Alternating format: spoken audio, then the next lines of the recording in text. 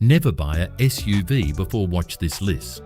Or you might already own one of these 6 SUVs and not know it's a money pit. One got dragged through federal court.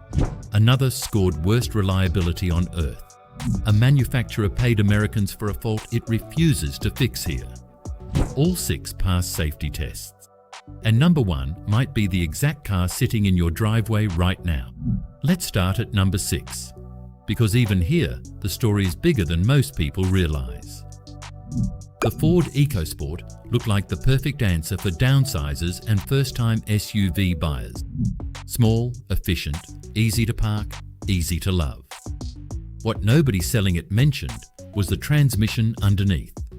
Between 2011 and 2016, more than 70,000 Ford vehicles in Australia, EcoSport included, were fitted with the PowerShift 6-speed dual-clutch automatic. Inside that gearbox, the input shaft seals and clutch linings were prone to failure. And when they failed, drivers didn't just lose a smooth gear shift, they lost drive altogether, sometimes at highway speed. That's not an inconvenience. That's a genuine safety failure happening to ordinary families on ordinary commutes. The RACCC investigated and fined Ford $10 million in 2016 for mishandling the complaints that followed. But the real ending came later. A class action pushed all the way to the full federal court. And in November 2023, the judges ruled the affected cars were not of acceptable quality under Australian consumer law. If you're driving one of these today, that ruling isn't just history, it's leverage. It changes what you're legally entitled to claim. And if a car this ordinary hit a fault this serious, you have to ask what else slipped through. Which brings us to number 5. The Holden Captiva didn't fail quietly. It failed so consistently that Australian owners gave it a nickname that stuck for a reason, the Captiva. Underneath the badge was a rebadged Daewoo, not a purpose-built Holden, and it showed. Timing chains stretched prematurely in the V6 models. Diesel particulate filters clogged and failed. Camshafts wore out early. Electrical faults appeared, with no obvious pattern, at no obvious mileage, which is exactly the kind of fault that makes a car impossible to trust. Independent workshops eventually built entire diagnostic guides specifically for this one model, something you almost never see for a mainstream family SUV. Here's the part that actually costs owners the most money though, and it isn't the repair bill. It's what a reputation like this does to resale value.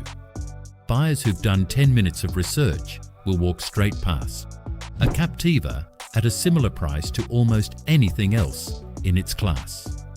That means the financial damage lands twice, once at the workshop and again on the day you try to sell.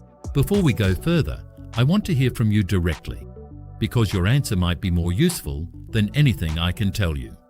In your car, what was the very first thing that actually broke? And how many kilometres had you done? Put it in the comments. The pattern in those replies usually says more than any brochure ever will, because it's almost always the same handful of faults, showing up again and again, no matter who's behind the wheel.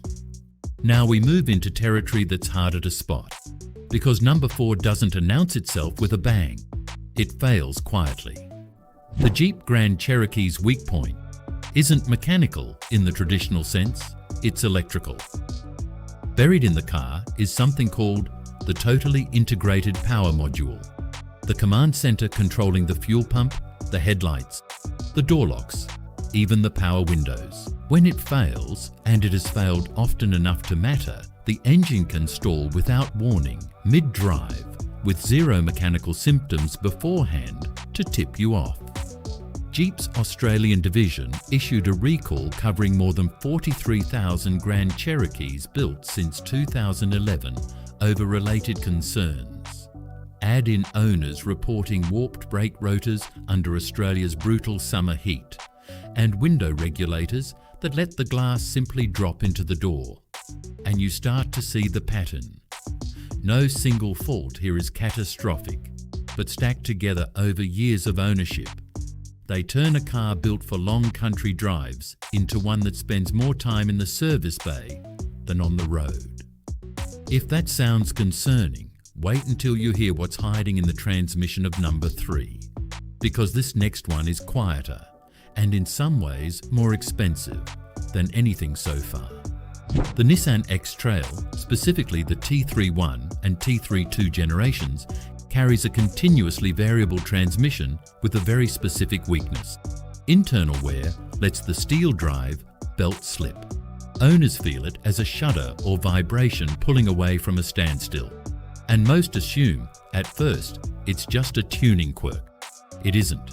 It's the transmission wearing out early.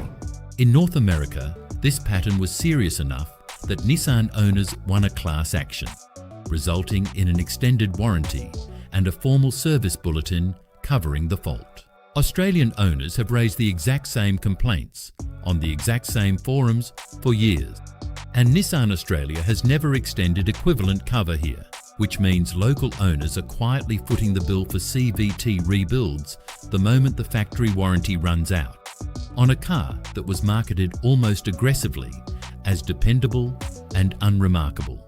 2 left, and this is where the list stops being about hidden faults and starts being about badges that promised more than they delivered. Number 2 is the Volkswagen Tiguan, specifically models built between 2008 and 2017, fitted with the DSG dual clutch automatic. The dry clutch DQ200 version earned a reputation for jerking, hesitating, and in enough cases, failing outright. Serious enough that Volkswagen Australia ran a voluntary recall, covering close to 26,000 vehicles.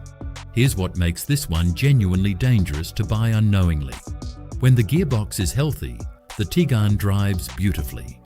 There's no warning rattle, no obvious tell, which is exactly why so many owners didn't see it coming, until the exact moment it happened. Mid-drive, on a highway, with nothing more than a flashing gear selector light before the car lost drive entirely and rolled to the shoulder. And now, the one that ties this entire list together. The SUV that looks the most expensive, the most capable, the most impressive sitting in a driveway, and scores the worst of any of them once the ownership data comes in. Number 1 is the Land Rover Discovery Sport. Independent data from RepairPal places Land Rover's overall brand reliability at 2.5 out of 5, 31st out of 32 brands assessed globally. Not just in Australia, almost dead last on the entire planet. UK ownership surveys found engine electrics and air conditioning were the most commonly reported faults, and a quarter of the cars that developed problems were left completely undrivable, with half stuck out of action for more than a week. Independent workshops have documented timing chains failing as early as 49,000 miles on early models, a distance where a modern engine should still be settling in, not suffering catastrophic internal damage.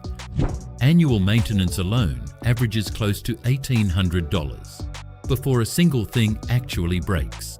Here's the cruel irony of the Discovery Sport. It's genuinely capable off-road. It's genuinely comfortable. It looks like exactly the kind of car that should be reliable. That's precisely the trap. The badge and the interior promise a dependability the ownership data simply doesn't support.